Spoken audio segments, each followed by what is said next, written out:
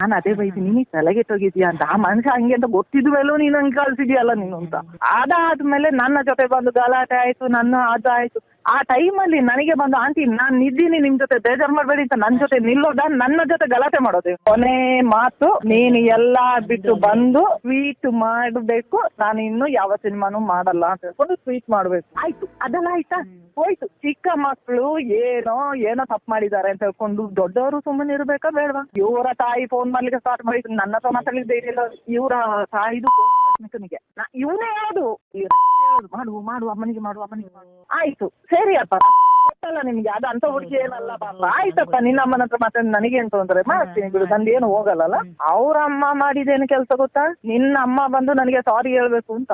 ಅಲ್ಲಲ್ಲ, ಇವ್ರಿಗೆ ಎಷ್ಟು ತಲೆ ಇರ್ಬೋದು ಅಂತ ನೋಡಿದ, ಅವ್ರಿಗೆ ಒಟ್ಟಿಗೆ ಮಾಡದ ಹೊಡೆದಿದ್ದು ನನ್ನ ಪುಣ್ಯ. ಅದು ಆಮೇಲೆ ಬತ್ತಿ ಹೇಳದ್ ನಾನು, ತಾಯಿ ಬಂದು ನಿಮ್ಮ ತಾಯಿನ ನಿಮ್ಮ ವಿತೌಟ್ ರೀಸನ್ ನಿಮ್ಮ ತಾಯಿನ ಬಂದು, ನಿಮ್ಮ ಗಂಡನ ತಾಯಿ ಬಂದು ಸಾರಿ ಕೇಳಿದ್ರೆ ನೀವೇನ್ ಹೇಳ್ತೀರಾ?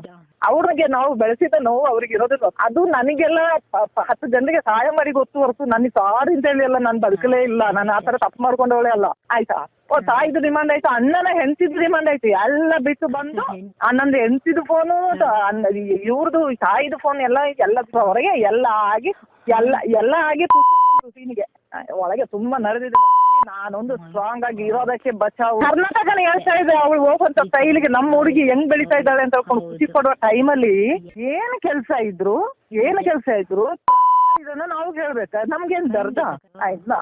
ಒಂದು ಎಲ್ಲ ಏನು ವಿಷಯ ಇದ್ರು ಇವನು ತಲೆ ಹಾಕೋದು. ನಾನು ಯಾವ ಗ್ಯಾರಂಟಿಯಲ್ಲಿ ಮದುವೆ ಮಾಡಿ ಕೊಡ್ಲಿ ಇವ್ರಿಗೆ? ಒಂದು ಹೆಣ್ಮಗು ನಾನು ಕೊಡೋದು ಬೇಡವಾ ಅವ್ರಿಗೆ? ಆ ಗ್ಯಾಂಗಿಗೆ ನಾನು ಕೊಡೋದು, ಗಂಡನಿಗೆ ಹುಡುಗನಿಗೆ ಕೊಡೋದು, ಇವ್ರ ಮ್ಯಾನೇಜರ್ಗೆ ಇವ್ರ ಪ್ರೊಡ್ಯೂಸರ್ಗೆ ಅಲ್ಲ. ಏನು ಕೆಲಸ ಆಗ್ಬೇಕಾದ್ರೆ ಕೇಳ್ಬೇಕು ನಾನು. ನನಗೆ ಈಗ ಅದರ್ದ ಇದಲ್ಲ, ಅವನ್ನ ಕೇಳ್ಕೊಳ್ಳಿ ಅಂತ. ಈ ಮನುಷ್ಯ ಯಾವ್ದು ಆಗೋದಿಲ್ಲ ಇವನಿಗೆ. ಕೊನೆ ಮಾತು, ನೀನು ಎಲ್ಲಾ ಬಿಟ್ಟು ಬಂದು ಟ್ವೀಟ್ ಮಾಡಬೇಕು, ನಾನು ಇನ್ನು ಯಾವ ಸಿನಿಮಾನು ಮಾಡಲ್ಲ ಅಂತ ಹೇಳ್ಕೊಂಡು ಟ್ವೀಟ್ ಮಾಡ್ಬೇಕು. ಏನಾಯ್ತು ಅಂತ ಹೇಳಿದ್ರೆ, ನಮ್ ರಿಲೀಸ್ 15 ಈ ಸೀನ್ ಹೊರಗೆ ಬಂದ ಮೇಲೆ ಏನಿದೆ ಇದ್ರಲ್ಲಿ ಅಷ್ಟು ಕೆಟ್ಟದ್ದು? ಆಯ್ತು ಈ ಸೀನ್ ಶೂಟ್ ಮಾಡುವಾಗ ನನ್ನ ಪರ್ಮಿಷನ್ ಕೇಳಿದ್ದಾರೆ. 5 ತರದಲ್ಲಿ ಶೂಟ್ ಮಾಡಿದ್ದಾರೆ. ಯಾಕೆಂದ್ರೆ ಯಾವ್ದು ಮ್ಯಾಚ್ ಆಗ್ತದೆ ಅದನ್ನ ಮಾತ್ರ ಹಾಕ್ಲಿಕ್ಕೆ ಆಗೋದು. ಇನ್ನು ಆ ಸೀನ್ ಪುನಃ ನಾವು ಹೋಗಿ ಅಲ್ಲಿ ಶೂಟ್ ಮಾಡ್ಲಿಕ್ಕೆ ಆಗಲ್ಲ. ಆ ತರ ಸೀನ್ ಶೂಟ್ ಮಾಡಿದ್ದಾರೆ. ಯಾಕೆಂದ್ರೆ ಈ ತರ ಕ್ಯಾರೆಕ್ಟರ್ ಸಿಕ್ಕಿದ ಮೇಲೆ ಅದು ಒಂದು ಸೀನ್ ನಾನು ಪರ್ಮಿಷನ್ ಕೊಡ್ಲಿಲ್ಲ ಅಂದ್ರೆ ಆ ಮೂವಿಗೆ ಒಂದು ಕಂಪ್ಲೀಷನ್ ಬರೋದಿಲ್ಲ.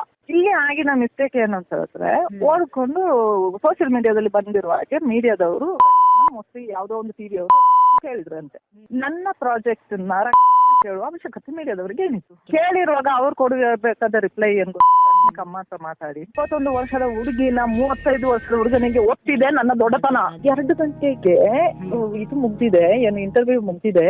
2 ಗಂಟೆಗೆ ಇವ್ರು ಹೇಳ್ತಾ ಇದ್ದಾರೆ, ನೀನು ಕಾರ್ ತಗೊಂಡು ಬಾ ಬೆಂಗಳೂರಿಗೆ ರಕ್ಷಿತ ನೋಡ್ಲಿಕ್ಕೆ.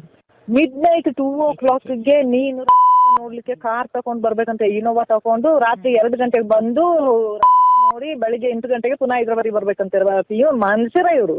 ನಾನು ಆ ತರ ನನ್ನ ಮಗಳಿಗೆ ಏನಾದ್ರು ತೊಂದರೆ ಆದ್ರೆ ಯಾರು ಹೊಣೆ? ನಿಮಗೇನು? ನಿಮಗೆ 1000 ಹುಡುಗಿ ಸಿಗ್ತಾರೆ, ಮದ್ವೆ ಆಗ್ತೀರಾ. ನನ್ನ ಮಗಳಿಗೆ ಏನಾದ್ರು ರೋಡಲ್ಲಿ ತೊಂದರೆ ಆದ್ರೆ ಯಾರು ಹೊಣೆ ಅಂತ ಕೇಳಿದ್ರೆ ಅಲ್ಲ, ನಾವ್ ಹಂಗಲ್ಲ. ಅದು ನಿಜವಾಗ್ಲೂ ಆಗ ಮಾತ್ರ ಒಂದೇ ಒಂದು ಮಾತು ಹೇಳಿದಂದ್ರೆ, ನಾನು ಬರ್ಲಿಕ್ಕೆ ಆಗಲ್ಲ, ಇವತ್ತಿನ ದಿನ ನನಗೆ ಪ್ರೆಸ್ ಅವರೇ ಇಂಪಾರ್ಟೆಂಟ್. ಸತ್ಯ ಇರೋದೇ ಬೇರೆ. ಈ ಹುಡುಗಿಗೆ ತಲೆ ಬೇರೆ ಸರಿ ಇಲ್ಲ. ನಾನು ಅದೇ ಬೈತೀನಿ, ನೀನು ತಲೆಗೆಟ್ಟೋಗಿದ್ಯಾ ಅಂತ. ಆ ಮನುಷ್ಯ ಹಂಗೆ ಅಂತ ಗೊತ್ತಿದ್ ಮೇಲೂ ನೀನು ಹಂಗೆ ಕಳ್ಸಿದ್ಯಲ್ಲ ನೀನು ಅಂತ. ಅದಾದ್ಮೇಲೆ ನನ್ನ ಜೊತೆ ಬಂದು ಗಲಾಟೆ ಆಯ್ತು, ಅದಾಯ್ತು.